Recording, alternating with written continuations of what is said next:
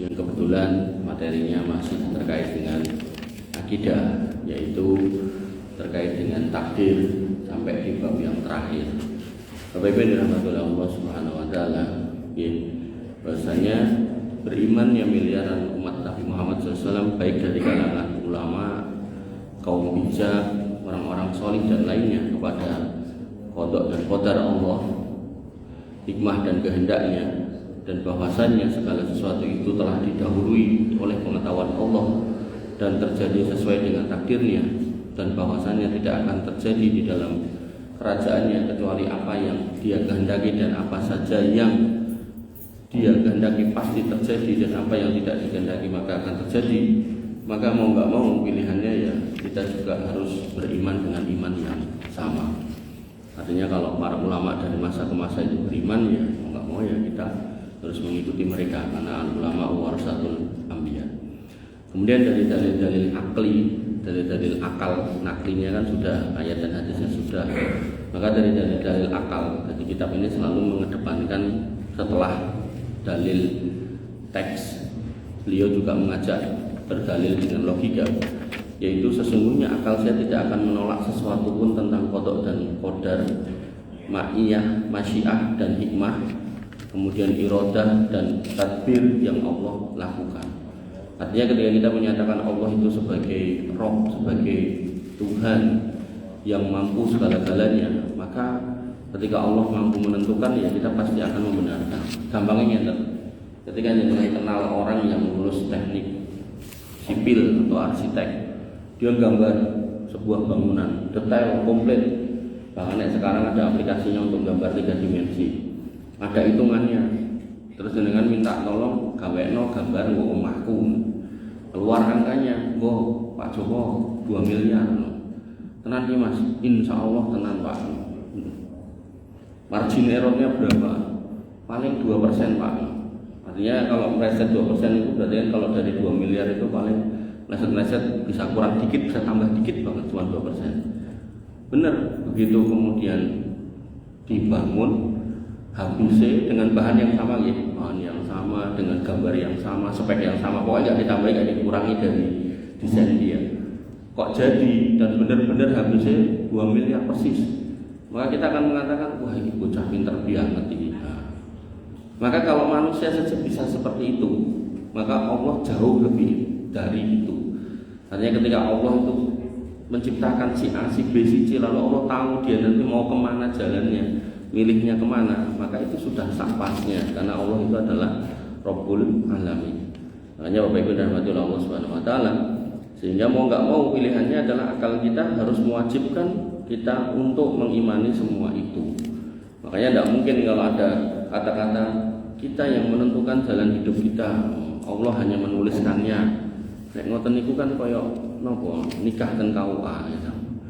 Kita yang ngucapke nanti yang mereka cuma nulis. Enggak, Allah jelas Maha tahu baik sebelum, pas saatnya maupun setelahnya. Kemudian yang kedua, beriman kepada Allah dan kepada kudrat atau kuasanya, mempunyai konsekuensi iman juga kepada qada dan qadar, hikmah dan masyiahnya. Nanti kalau menganggap Allah itu maha kuasa, maka ya mau nggak mau Allah juga berkuasa dalam urusan qada dan qadar. Dan kemudian yang ketiga, kalau seorang, tadi saya sebutkan tadi, insinyur mampu membuat gambar suatu bangunan istana di atas kertas kecil dan dapat menetapkan waktu lama penyelesaian bangunannya, kemudian ia laksanakan apa yang ia gambar di atas kertas itu dengan tidak kurang atau tidak lebih sedikit pun, maka bagaimana mungkin kalau manusia aja mampu lalu Allah diingkari, kalau Allah mampu mencatat takdir dunia ini dari awal penciptaan sampai hari kiamat. Kan insinyur itu menggambar itu kan sebelum barangnya ada, begitu sudah digambar, dibikin, persis. Maka awal penciptaan sebelum ada segala sesuatu itu Allah menciptakan pena. Dan dari pena itulah kemudian Allah mengatakan uktub, tulis. Ma'aktub kata pena, apa yang harus aku tulis? Uktub pula saya, tulis semuanya. Min awali khalaqahu hatta yaumal qiyamah, sejak pertama sampai hari kiamat. Makanya Bapak Ibu dan rahmati oleh Allah Subhanahu wa taala, bagaimana mungkin Allah diingkari kalau manusia aja mampu melakukan itu. Kemudian Karena kesempurnaan dan kuasa dari ilmunya, maka segala sesuatu telah ditakdirkan, dan itu terjadi sebagaimana telah ditentukan, baik secara kuantitas, teknis, waktu maupun tempatnya. Padahal sudah kita ketahui bahwasanya Allah Maha Kuasa atas segala sesuatu. Pun selesai soal takdir. Kita masuk ke pasal berikutnya, yaitu pasal yang ke-13, yaitu tentang tauhid. Jadi setelah iman, rukun iman, maka konsekuensi dari rukun iman, seorang hamba itu diminta untuk mentauhidkan Allah. Nah, tauhid itu apa? Maka kita mulai. Seorang muslim beriman kepada uluhiyahnya Allah terhadap segenap makhluk dan rububiyahnya atas semesta alam, dan bahwasanya tidak ada ilah yang berhak disembah kecuali Allah, dan tidak ada Rabb, yaitu yang mencipta, yang mematikan, menghidupkan serta menguasai alam semesta ini selain Dia. Jadi di sini sudah disebutkan dua kata, yaitu uluhiyah dan rububiyah. Rububiyah berarti kita menyatakan Allah itu sebagai Rabb. Rabb maknanya adalah bahwasanya kita menyatakan Allah itu sebagai satu-satunya Tuhan yang memiliki sifat ketuhanan, yang memiliki perbuatan af'alul Rabb, perbuatan Tuhan, seperti menciptakan, mematikan, menghidupkan, mengatur, memberi rizki, menjaga, membolak-balikkan siang malam, mendatangkan segala macam bencana, memberikan semua rizki, rahmat, dan semuanya. Maka itu cakupan dalam kata Rabb, rububiyah. Maka ketika dikatakan tauhid rububiyah, maka kita mengesahkan semua perbuatan Allah hanya kepada Allah. Makanya kalau ada orang yang ngaku-ngaku bisa menurunkan hujan, menghidupkan orang mati, maka yang pertama, benarkah dia bisa? Kalau benar-benar dia bisa, maka keimanan kita harus menyatakan bahwasanya sesungguhnya dia bisa karena izin Allah. Makanya nanti terkait dengan ayat Isa Al-Masih itu berkali-kali disebutkan bi'idni. Ketika dia menghidupkan orang mati, bi'idni, menyembuhkan orang sakit, bi'idni. Ini menunjukkan bahwasanya manusia bisa melakukan sebagian yang Allah bisa lakukan, tapi semua atas izin Allah. Nah, ini yang dipahami dari Isa Al-Masih. Beliau ngerti kalau itu atas izin Allah, maka itu namanya mukjizat karena beliau seorang nabi. Nah, kemudian nanti ada orang solih yang Allah kasih hal-hal yang hal-hal yang kemudian seolah-olah luar biasa, dan itu di luar prediksinya. Misalnya ada orang yang solih, yang dia selalu taat kepada Allah, tidak pernah berbuat maksiat, selalu ingat pada Allah. Kalau wayah adzan dia langsung sholat. Adalah dia dagang, kemudian ketika mau berangkat dagang mendung, kemudian dia berdoa, ya Allah, saya mau dagang nyarikan nafkah anak istri saya, hujan kau yang ngatur, tolong jangan diturunkan dulu ketika saya dagang, turunnya setelah saya pulang. Kadang benar terjadi Pak seperti itu. Maka ketika seorang yang solih ini melakukan seperti itu, kok Allah tidak turunkan hujan, hakikatnya bukan karena si orang ini yang punya kuasa, tapi Allah yang mengizinkan. Nah, ini namanya karomah. Jangan kayak sebagian pernyataan orang yang ngaku keturunan Nabi, mereka mengatakan bahwasanya bencana di muka bumi ini gak akan pernah terjadi kalau enggak di ACC sama wali kutub, kata mereka gitu. Karena Allah itu ketika mau memberikan bencana selalu mencari wali kutub di muka bumi dan bertanya, boleh enggak pakai bencana? Nek mereka ACC bencana turun gitu. Nah, sampai kita bingung ya, kutub mana, kutub utara, kutub selatan kan gitu kan. Makanya Bapak Ibu dirahmati oleh Allah, hal yang seperti itu adalah jelas pernyataan atau kalimat yang tidak sesuai dengan kebenaran. Nah, Bapak Ibu dirahmati oleh Allah, apesnya Dajjal sebagai fitnah terbesar sejak awal penciptaan manusia sampai hari kiamat, yang mana para nabi dan para rasul mengingatkan tentang Dajjal. Dajjal itu diberi kemampuan untuk melakukan sebagian af'al perbuatan dari Allah Subhanahu wa taala. Neng dia enggak merasa. Jadi dia itu wong sing ra rumangsa. Jadi tiba-tiba dia ngomong udan mandek tenan. Udan meduk tenan. Bumi keluarkan airmu keluar bener.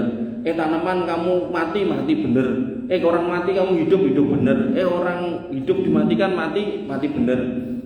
Terus kemudian macam-macam hal-hal yang sifatnya kehebatan yang dilakukan. Dia tidak merasa. Justru dia nggak merasa itu datang dari Allah, yang dia rasa berarti aku hebat.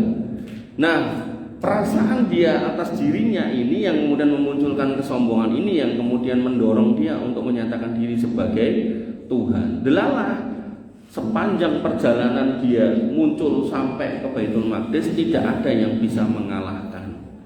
Delalah niku nggak ada yang bisa mengalahkan, nggak ada. Kenapa? Karena takdirnya yang bisa mengalahkan ya cuman Isa Al-Masih, sebagaimana yang pernah kita bahas. Bahkan Isa Al-Masih ketika mau mengalahkan Dajjal pun juga tidak perlu perang berantem, tidak perlu. Ketika dua pasukan ketemu, Dajjal melihat Isa Al-Masih di hadapannya, dia tiba-tiba lemes gitu. Kayak kalau film apa nih kok Superman nih kalau delok watu sing warna ijo nih tiba-tiba lemes ngoten niku. Atau nek kayak jenengan itu mulai telat delok garwane lemes. Pak Tirseneni itu. Nah, maka dia ketika melihat, dia udah siap perang itu, siap mengalahkan kaum muslimin, orang Yahudi dan yang semisalnya, yang menanti sang juru selamat terakhir itu sudah kumpul, siap merangi kaum muslimin ya pasrah. Wis saenenge iki siap nglawan. Pomo menang ya alhamdulillah, ora ya wis ora apa-apa. Kan slogan orang beriman tuh kalau jihad itu kan apa namanya? Iskariman au mujahidan. Kalaupun akhirnya menang hidup ya hidup mulia, kalaupun akhirnya mati ya mati syahid. Makanya orang Islam itu menang atau kalah, hidup atau mati tetap menang di dalam keyakinan kita, dengan catatan ikhlas lillahi ta'ala ya. Karena nanti pada hadis yang pernah saya sampaikan, ada orang yang mati syahid tapi niatnya untuk dipuji ya enggak jadi masuk surga. Nah, begitu sudah siap seperti itu, Dajjal melihat Nabi Isa, dia lemes, Dajjalnya lari terbirit-birit. Dan Nabi Isa kan memang takdirnya adalah bunuh Dajjal, ya enggak ngurusi rocok-rocok itu, langsung ngejar Dajjal. Makanya Bapak Ibu dirahmati Allah Subhanahu wa taala, dalam kisah Ibnu Musayyab yang pernah hidup di zaman Nabi SAW yang punya ciri mirip Dajjal, maka Nabi Muhammad SAW pernah ngetes Ibnu Musayyab dan dia menjawab beberapa pertanyaan yang seolah-olah dia itu tahu sebagaimana Dajjal tahu. Umar bin Khattab yang mendengar sudah emosi, udah izinkan saya membunuhnya. Kata Nabi, nek tenan dek Dajjal, kowe orang mungkin bisa mateni. Kenapa? Karena takdirnya dia mati itu di tangan Isa Al-Masih, bukan di tanganmu. Makanya Bapak Ibu dirahmati oleh Allah Subhanahu wa taala, kembali ke sini tauhid rububiyah. Maka ketika panjenengan melihat ada orang yang mampu melakukan sesuatu yang merupakan wilayahnya Allah, maka hakikatnya semua atas izin Allah. Kula kayak contoh, misal gunung meledos, gunung miliknya Allah, yang izinkan meledos Allah. Kemudian penduduk negeri itu, kampung itu, ketika hendak buang sajen, gunungnya meledos. Ada ustadz dakwah, jangan buang sajen sirik, sajennya nggak dibuang, meledos, gitu kan. Nah, akhirnya penduduknya protes, lo taat tenan toh, tadi buangin sajen meledos. Terus besok buang sajen meneh, dibuangin sajen, orang meledos. Maka hakikatnya bukan karena sajen itu meledos dan tidak meledos, tapi semua atas izin Allah. Nah kok kenapa prosesnya justru nggak sinkron dengan akidah yang benar? Justru tidak disajeni nggak meledos, tapi kalau disajeni malah nggak meledos. Kalau disajeni nggak meledos, kalau nggak disajeni malah meledos. Maka jawabannya adalah liyabluwakum ayyukum ahsanu amala, untuk ngetes mana di antara kita yang amalnya, imannya yang paling baik. Makanya Dajjal itu dikatakan sebagai fitnah terbesar sepanjang masa. Dan kita minta perlindungan dari Dajjal, belum tentu kita itu ketemu Dajjal. Wong Nabi dan para sahabat dan para ulama-ulama yang lalu yang yang berdoa itu setiap sholat aja sudah meninggal toh, tidak ketemu Dajjal. Maka ketika saya cari sarahnya hadis itu, kenapa kok kita diminta berlindung dari Dajjal padahal kita belum tentu ketemu Dajjal? Karena fitnah yang semodel dengan itu ada sejak dulu sampai hari kiamat. Makanya ketika jenengan sholat, ini selalu saya contohkan, jenengan sholat, kok karena rajin jenengan sholat kemudian rezeki jenengan ya enggak banyak. Terus jenengan lihat ada orang enggak sholat, contoh misalnya sing sobo niku napa diskotik napa tempat-tempat maksiat niku, Kon tumpakane apik-apik, Mak. Mobil apik-apik, pakaian apik-apik gitu. Ambune wangi-wangi gitu kan, pakaiannya yo resik-resik gitu kan. Maka ketika jenengan sholat, kok kemudian rezeki jenengan biasa-biasa aja, lalu mereka tidak sholat bahkan bermaksiat rezekinya banyak, maka bukan berarti Allah mencintai mereka, bukan. Tapi apa? Liyabluwakum ayyukum ahsanu amala. Mana ini diantara hambaku ketika tak kasih rezeki yang biasa ini, kemudian dia tetap istiqomah. Karena nanti yang namanya hati ini ku terbolak-balik, ya muqallibal qulub, hati itu terbolak-balik, maka ketika dikasih rezeki banyak, khawatirnya kita malah ndak sholat. Lah apa ngono Mas? Lah nek jenengan rasake bukti awal Ramadan masjid kebak, baru dikasih THR 1 kali gaji menjelang akhir Ramadan, nah udah pada lupa arah ke masjid. Nah, maka itu baru 1 kali gaji. Bagaimana kalau kemudian yang dikasih nggak 1 kali, 1000 kali gaji? Mungkin nggak ke masjidnya, nggak cuma pas itu tok, sampai setahun nggak ke masjid mungkin, bahkan mungkin lali tempat pulang ke masjid. Makanya Bapak Ibu dirahmati oleh Allah, orang-orang Islam yang kemudian ngomongi waktu jadi Islam itu dia ustaz, terus masuk Kristen terus jadi pendeta, itu yakin bukan karena ilmu, tapi karena dunia. Yang dicari dunia, pas jadi ustaz dia kesel jadi orang duwe. Ustaz tok yang ngono ya ini amplope mung 150, sok-sok enek takmir ning entok-entok lali. Ya, ngoten niku lho. Akhirnya dia mending jadi pendeta. Begitu jadi pendeta langsung kayak rumah dinas. Saifuddin sinten niku? Saifuddin Ibrahim napa sinten niku? Langsung dikeki bojo. Wah, bojone luwih enom tur luwih ayu timbang sak durunge ya, toh. Makanya Bapak Ibu dirahmati oleh Allah Subhanahu wa taala, itulah cobaan keimanan orang beriman. Sehingga kembali ke sini, tauhid inilah yang kemudian meneguhkan kita di jalan ini, di tempat ini. Jangan sampai kemudian membuat kita itu melengos ke tempat lain, melirik tempat lain. Nah, itu tauhid uluhiyah. Kemudian tauhid rububiyah, maaf. Kemudian tauhid uluhiyah yang kedua yang disebut tadi, yaitu mentauhidkan Allah, mengesahkan Allah. Jadi kata tauhid itu artinya mengesahkan. Mengesahkan Allah dalam hal peribadatan. Artinya seorang muslim itu ketika dia sudah dikasih hidup, berarti rububiyahnya Allah sudah berjalan, maka mau nggak mau hidup yang dia terima itu dia gunakan untuk ibadah. Kok dalam ibadah ngelak muncul, ibadahnya kelamaan capek lapar makan, untuk makan dan minum beli butuh duit kerja. Makanya ibadah yang didesain oleh Allah untuk kita itu sebenarnya kalau mau jujur nggak lama, 10 menit misal dikali 5, 50 menit, sejam kurang. Umpami ditambah sunah-sunahnya misal jadi 2 jam itu, berarti kan masih ada 22 jam yang kembali kepada kita, yang kita bisa gunakan untuk kerja, kita bisa gunakan untuk sekolah, ngajar, mungkin macul, mungkin dagang, atau mungkin kumpul dengan anak istri. Makanya Bapak Ibu dirahmati oleh Allah Subhanahu wa taala, adalah sebuah kejelekan ketika ada orang yang ngeluh, wah itu dilungkas sholat meneh. Padahal sebenarnya sholatnya cuma 5-10 menit, tidak lama. Sedangkan sisanya mainnya, dolannya, kerjonya, pikniknya mungkin itu lebih lama daripada ibadahnya. Makanya Bapak Ibu dirahmati oleh Allah, ketika kita membaca Al-Fatihah itu disebut sebagai ummul kitab. Di situ yang pertama alhamdulillahirabbil alamin, itu ikrar bahwasanya kita menyatakan tentang rububiyah Allah. Allah itu Rabb semesta alam. Dan semua yang ada di alam ini semua di bawah kendali af'al Allah Subhanahu wa taala. Memberi rizki, menjaga, mengatur siang malam dan seterusnya, bintang dan planet yang tidak bertubrukan, semua atas izin Allah. Kemudian alhamdulillahirabbil alamin arrahmanir rahim, sebenarnya kalau itu dibahas itu masuknya dalam wilayah tauhid asma wa sifat, tapi kita loncati Ar-Rahmanir Rahim Maliki Yaumiddin, di situ juga masih asma wa sifat. Nah, kemudian yang keempat, iyyaka na'budu wa iyyaka nasta'in. Inilah tauhid uluhiyah. Di situ dinyatakan iyyaka na'budu, hanya kepada Engkau lah kami menyembah. Dengan salat tadi, rukuk, sujud itu kepada Allah sudah benar. Dengan haji kepada Allah benar, kurban kepada Allah benar. Tapi sebagian kaum muslimin luput pada frase yang kedua, potongan kata atau potongan ayat yang kedua, wa iyyaka nasta'in, mereka luput di situ.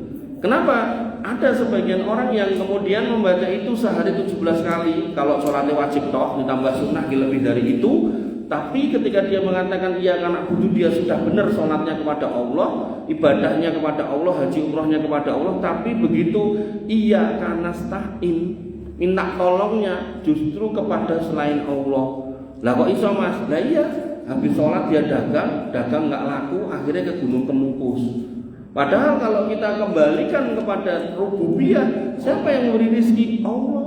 Ketika Allah yang memberi rezeki, maka ya jangan minta kepada makhluk Allah, mintanya hanya kepada Allah. Contoh lagi, orangnya sholat, sakit lama bertahun-tahun, berobat sana sini nggak sembuh-sembuh.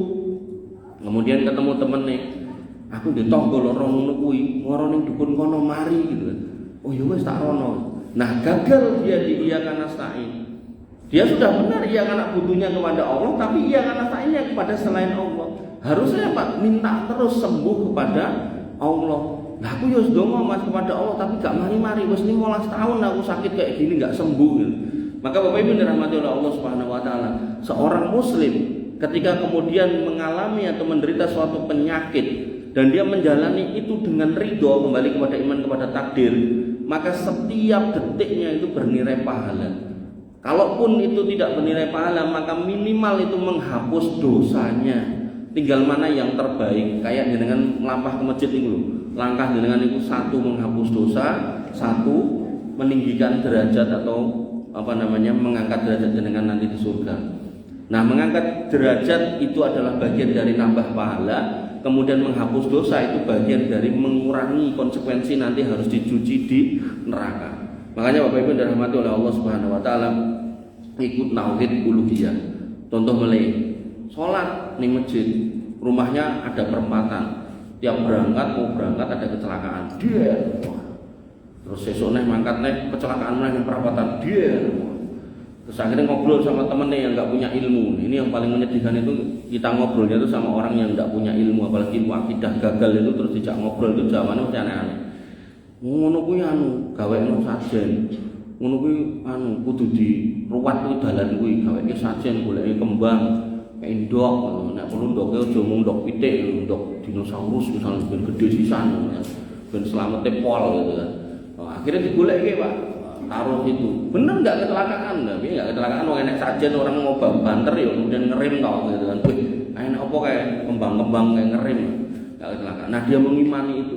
Ya dia karena butuhnya bener, wong dia tiap hari mau berangkat, tapi kan ada kecelakaan, dia dikasih sajen. Ya karena stainnya gagal.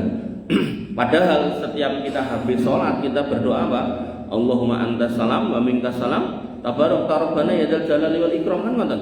Ya Allah, Engkaulah Rabb yang Maha memberikan keselamatan. Keselamatan hanya dari Engkau, Maha suci Engkau, Rabb yang memiliki segala kemuliaan. Makanya Bapak Ibu dirahmati oleh Allah Subhanahu Wa Taala, gagal lagi di situ. Padahal kalau kita mau mencerna pakai ilmu teknik, ternyata kenapa kok terjadi kecelakaan di situ? Satu, jalannya lebar. Kemudian yang kedua, tidak ada peringatan tentang itu perempatan, jadi tidak kelihatan. Karena rumah di pojokan itu pagar tinggi-tinggi, sehingga orang dari utara tidak bisa lihat orang dari barat, gitu kan. Maka yang terjadi sering kecelakaan. Padahal kalau kita mau menganalisa lagi, bisa nih itu caranya mungkin pagar atau didoke, kemudian sebelum perempatan itu dikasih polisi tidur yang kecil-kecil itu untuk peringatan agar alon-alon, atau nek perlu dikasih bangjo ya nggak apa-apa kalau memang sering kecelakaan itu loh. Kadang di tempat tertentu dikasih spion gede itu. Artinya sesuatu yang bisa dijelaskan, bisa disembuhkan, bisa diperbaiki dengan aspek logis teknis. Kenapa harus dilarikan kepada kesyirikan? Makanya Bapak Ibu dirahmati oleh Allah Subhanahu Wa Taala, orang Islam jangan sampai mudah jatuh di situ. Nah, kemudian saya lanjutkan. Maka dari itu seorang muslim beribadah hanya kepada Allah dengan segala bentuk ibadah yang telah Allah tetapkan bagi segenap hambanya, dan dia tidak mengalihkan satu bentuk ibadah pun kepada selain Allah. Dan kata ibadah ini cakupannya luas, rukuk, sujud, doa, takut, kemudian harap, rojak, khauf, tawakal, ridho, itu semua harus dikembalikan kepada Allah Subhanahu Wa Taala. Sehingga nanti ada orang niku Pak maca niku dukun menyebut dirinya, di sini nyebut Romo, di sini nyebut Mbah. Padahal cek nom-nom. Sing Romo niku nggih tesih nom, sing nyebut Mbah niku ya cek nom. Nah, keliling dia dari satu sendang ke sendang lain, keliling dari satu pohon ke pohon lain, dari satu makam ke petilasan lain. Di situ dia duduk nyalakan menyan, kemudian penuh rasa takut. Wah menapa sing diwaca pokoke karo ngene-ngene terus keluke metu-metu ngoten niku. Nah, maka Bapak Ibu yang dirahmati oleh Allah, itu nggih harusnya ketakutan, kondisi kepasrahan jiwa seorang hamba yang seperti itu harusnya dipasrahkan kepada Allah, bukan kepada makhluk Allah. Makanya ketika kita belajar Allah itu ada di mana, bahwasanya Allah itu ada di Arsana, maha besar, maha agung, maka dengan kebesaran Allah yang sedemikian besar, dengan keagungan Allah yang sedemikian agung, maka adalah sebuah kekeliruan ketika seorang hamba itu mencari sesembahan itu pada level makhluk. Mbok niku makhluk iku gede kaya gajah ya tetap gak masuk. Kenapa? Karena kursi Allah niku itu lebih besar daripada semua langit dan isinya, dan arsy Allah lebih besar daripada kursinya. Perbandingannya cincin kayak padang pasir, sehingga kita yang di dalam cincin ada bumi, kemudian ada kita itu kecil banget. Nah, kita kecil maka makhluk yang lain kecil. Makanya Allah menyebut ya ayyuhan nas antumul fuqara ila Allah. Kamu semua itu manusia itu kecil semua, fakir semua di mata Allah. Ketika manusia semuanya nggak peduli orang kafir, orang Islam, nggak peduli orang kaya, orang berpangkat, semua dianggap kecil, maka syaitan, jin dan semuanya ngikuti sekecil itu. Makanya Bapak Ibu dirahmati oleh Allah Subhanahu wa taala, kok ada manusia yang ngaku beriman pada Allah lari kepada makhluk Allah, maka itu sebuah kesalahan dalam perjalanan hidup. Sehingga dia lupa bahwasanya wa ma khalaqtul jinna wal insa illa liya'budun. Tidaklah aku menciptakan kalian wahai jin dan manusia itu hanya untuk beribadah. Ulama tafsir menjelaskan liwahidun, liya'budun itu liwahidun, untuk bertauhid. Mentauhidkan hanya Allah Subhanahu wa taala, bukan yang lain. Dan kemudian oleh karena itu, maka apabila memohon, maka seorang muslim hanya mohon kepada Allah. Apabila meminta pertolongan, maka dia cuma minta tolong kepada Allah. Minta tolong macam-macam, minta sembuh, minta kaya, minta lunas utang, minta jabatan yang perlu gitu kan. Itu minta hanya kepada Allah. Ya Allah, kula niku pun dados PNS Solo 15 tahun. Kok ya ora diangkat dadi lurah barangkali gitu kan. Dongane pada Allah. Tapi sebagian orang nyari niku tempat-tempat keramat, nyari sendang-sendang keramat, ngikuti arahan-arahan dukun yang terlaknat gitu kan. Makanya Bapak Ibu dirahmati oleh Allah Subhanahu wa taala. Dan apabila dia pun bernadar, maka bernadar hanya kepada Allah. Nadarnya kepada Allah, aku engko nek dadi lurah gitu. Tenan, tak beleh wedhus bismillah ngoten. Mboten kemudian bar tirakat ten makam pundi, terus kemudian ketemu sama dukune pun syarat-syarat pun kula paringi mriku. Terus ditanya sama dukune, "Lah kok nek sida dadi janjimu apa?" "Nggih mungkin nek sios dados kula beleh wedhus kula dekekna mriku." Nah, itu nadar kepada selain Allah, syirik niku, Pak. Makanya Bapak Ibu dirahmati oleh Allah Subhanahu wa taala. Kemudian jadi hanya untuk Allah semata segala amalan batin. Batin hati kita itu hanya untuk Allah. Bahkan kita sholat, dalam kisah yang pernah saya sampaikan ada 3 orang hebat, seorang mujahid, seorang pendakwah sekaligus qori, kemudian yang ketiga seorang yang dermawan. Mereka semua orang yang beramal hebat tapi hatinya tidak benar dalam berniat, diniatkan bukan kepada Allah tapi kepada yang lain. Si mujahid pengen disebut orang pemberani, si dai pengen disebut sebagai seorang alim sekaligus disebut qori. Kemudian yang ketiga si orang kaya yang dermawan pengen disebut sebagai orang dermawan. Maka niatnya pengen punya sebutan itu, maka Allah tidak mau menerima amal ibadahnya. Sehingga Bapak Ibu dirahmati oleh Allah Subhanahu wa taala, niki nggih namung contoh umpama nggih kita diberikan kemudahan Allah untuk naik haji, akhirnya kita ke sana. Maka kalau kemudian niat kita gen jenengku tambah dawa ning ngarepe gen enek hane, engko wong nek nyeluk aku gen nyeluk Pak Haji. Nek niat kita itu dan benar-benar kita hanya akan dipanggil itu, ya haji kita enggak dapat apa-apa kecuali panggilan itu. Padahal Allah Subhanahu wa taala melalui nabinya mengatakan bahwasanya al-hajjul mabrur laisa lahu jazaa illal jannah. Orang yang haji yang mabrur tidak ada balasan kecuali surga, tapi bersyarat lillahi ta'ala, bukan kemudian pengen dipanggil orang. Makanya saya sering contohkan, nanti itu akan menjadi cobaan selama hidup. Ketika gelar itu muncul ningen ulem, begitu ning ulem lali dikai gelar terus wong lagi nek jeneng nek hajine aku mau mangkat. Lah nek modelnya seperti itu, maka itu mencederai keikhlasan hati. Jangan sampai Artinya kalau itu nyata-nyata nama jenengan gitu kan, dan di situ disebut jenengan punya nama 3 kata, disebut sudah benar, alamatnya benar gitu kan.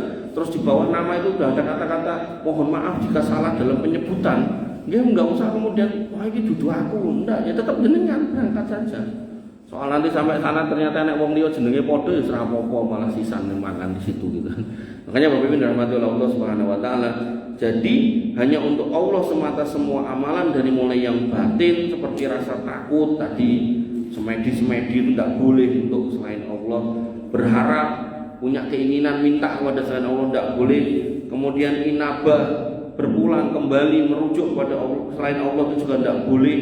Nek masalah mlayu ning kene mau ning kono, aku nek ra semedi ning kono gak tenang, aku nek ra ning ngisore wit kae gak tenang, ndak boleh. Kemudian punya rasa cinta itu juga harus nawaitunya kepada Allah. Ini cak nom-nom nih gagal di sini anak-anak muda nih, mencintai lawan jenis demikian rupa, begitu kemudian cintanya ditolak bunuh diri, atau kemudian ketika napa niku sudah disintai kemudian ditinggalkan, dia kemudian stres gila. Dan ini nggak cuma menimpa yang belum nikah, yang sudah nikah kan. Ada cerita niku naik ke saya niku sudah nikah sama istrinya, kemudian ada masalah, saking cintanya luar biasa. Buh pripun ceritane yang perempuan minta pegatan, begitu pegatan gila si laki-laki itu sampai detik ini. Makanya Bapak Ibu dirahmati Allah Subhanahu wa taala, jenengan ketika memiliki pasangan, memiliki orang yang dicintai, silakan cintai, tapi sekedarnya saja. Ahbib habibaka hauna ma. Cintai orang yang mbok cintai itu seperlunya aja, sekedarnya aja. Kenapa? Karena suatu ketika bisa jadi dia menjadi orang yang mbok benci karena ada permasalahan gitu. Makanya Bapak Ibu dirahmati oleh Allah Subhanahu wa taala, kemudian mengagungkan itu ya hanya Allah. Wah, nek ning kene iki wong iki kudu anu, amit-amit bah, itu mengagungkan, syirik lagi. Nek lewat tempat sini ini harus nyalakan lampu blitz, klakson, itu pengagungkan. Pengagungan yang tidak perlu kepada selain Allah, makhluk Allah, itu menjadikan gangguan keimanan, yaitu kesyirikan. Kemudian tawakal, berpasrah diri hanya kepada Allah. Pun wah moroni dukun, pokoknya kula manut jenengan ajeng engken napa kula lampahi, jenengan napa punya ketentuan apa agar saya bisa ini bisa itu, saya akan ikuti syarat-syaratnya. Itu kan tawakal. Nah, itu tidak boleh kecuali kepada Allah Subhanahu wa taala. Dan kemudian juga amalan lahiriah yang nampak seperti apa? Sholat, zakat, haji, jihad, semuanya harus dikembalikan kepada Allah Subhanahu wa taala. Nah, inilah hakikat tauhid dalam ibadah yang demikian ini, karena adanya dalil nakli dan dalil akli. Dalil nakli yaitu dalil dari Quran dan Sunnah. Kok Islam itu ya bener ya? Oh iya. Ada jam berapa, Mas? Oh 9 menit. Oke, saya bacakan beberapa ayatnya. Poin 1. Yang pertama, perintah Allah agar beribadah hanya kepadanya. Ini ayat-ayat ini benar-benar menyatakan kamu itu hidup tak kasih ibadah hanya kepadaku. 1. Quran surat Toha ayat 14. La ilaha illa ana fa'buduni.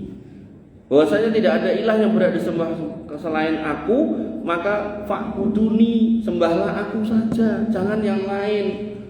Ngelirik aku saja, jangan yang lain. Takutlah padaku saja, jangan yang lain. Tawakallah padaku saja, jangan yang lain. Mintalah padaku saja, jangan yang lain.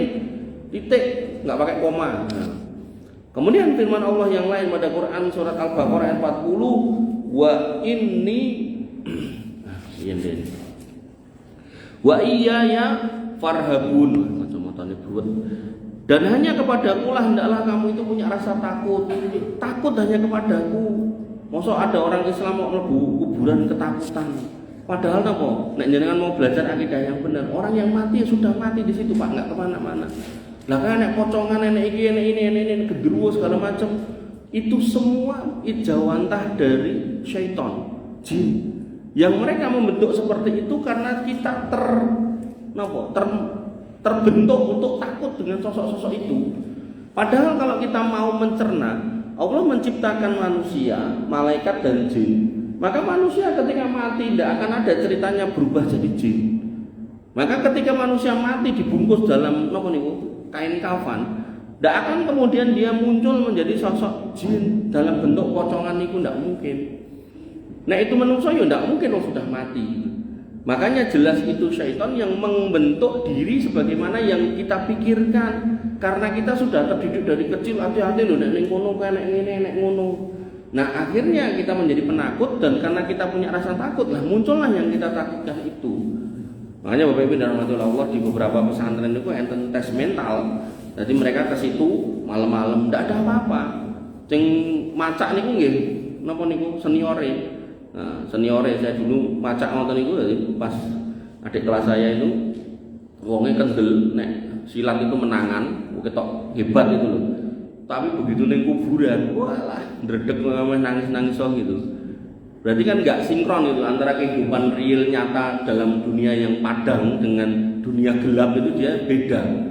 Sama orang dia berani, tapi sama yang kayak hidup itu dia takut.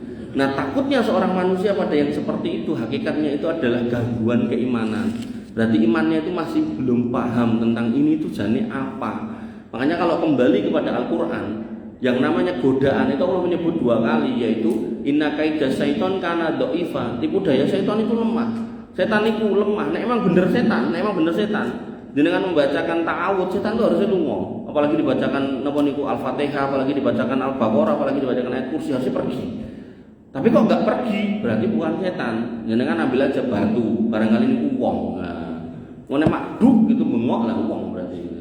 Nah, tapi justru yang kedua, inna kaidakunna kana adim. Tipu daya wanita itu besar. Makanya setan yang lemah itu dia selalu nemplek sama wanita. Nanti diindikasikan dengan apa? Perempuan itu nek keluar dari rumah, pokoknya piye carane. Pengen ayu ketok ayu. Begitu ketok ayu sing dituju sinten? Wong liya, itu setan. Tapi nek ning omah, wong ora dijakne dening di mentolo 2 dina ratus barang ya iso gitu kan. Makanya Bapak Ibu dirahmati oleh Allah Subhanahu wa taala, itu syaitan. Dan setan itu senang bermain seperti itu, apalagi sampai bisa memisahkan suami dan istri, itu prestasi yang terbesar. Makanya jenengan tidak perlu takut sama pocongan gendruwo segala macam. Wah ini peteng ini, tidak boleh. Apalagi santri kok wedi karo kamar mandi gelap, lampunya mati, lampunya mabut nguyuh tampet nanti esok-esok malah ngompol. Nah, niku Al-Baqarah ayat 40. Kemudian pada Quran surat Al-Baqarah ayat 21 sampai 22. Ya ayyuhan nas ubudu rabbakum alladzi khalaqakum wal ladzina min qablikum la'allakum tattaqun. Hai manusia, sembahlah Rabbmu yang telah menciptakan kamu dan orang sebelum kamu. Jadi sebelum kita ada orang sebelum kita. Sebelum kita itu ada lagi sebelumnya, semua Allah yang menciptakan. Begitu kita nanti enggak ada setelahnya, ya Allah yang menciptakan. Nah, semua Allah yang menciptakan, ini namanya tauhid rububiyah. Maka harusnya ketika sudah diciptakan, kita masuk ke uluhiyah, sembah hanya kepada Allah yang minta. Alladzi ja'ala lakumul arda firasyan was samaa'a binaa. Nah, Allah tegaskan lagi, itu loh yang namanya bumi sudah tak siapkan jadi hamparan buat kamu, dan langit juga tak jadikan atap di atasnya. Wa anzala minas samaa'i ma'an, itu rububiyah semua, dan kami turunkan tuh dari atas langit itu hujan. Fa akhraja bihi minas samarati rizqan lakum, dari hujan itu tumbuhlah tanaman-tanaman yang menjadi rezeki buat kalian.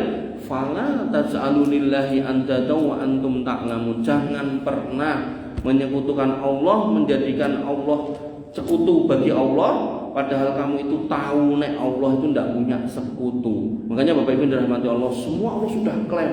Bumi Allah sudah klaim, Allah yang buat.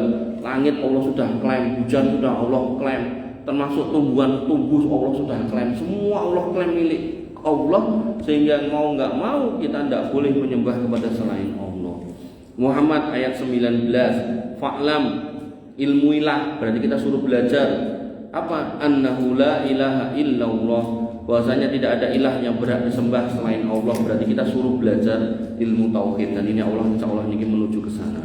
Kemudian perintahnya agar kita memohon perlindungan hanya kepada Allah. Fasta'id billah, minta lindung itu hanya kepada Allah. Innahu huwas samiul alim, sesungguhnya dialah Allah Rabb yang maha mendengar lagi maha mengetahui. Kemudian terakhir Quran surat At-Taghabun ayat 13, Allah Subhanahu wa taala menyatakan wa 'alallahi falyatawakkalul mu'minun. Hendaklah orang beriman itu tawakal kepada Allah, bukan kepada selain Allah. Sampai nanti ada tuh yang sering saya sebut tuh namanya Mama Gufran, sampai dia ngomong, wah ada yang ngasih tahu saya, katanya ada seorang pemuda, dia kecelakaan, udah mau mati gitu.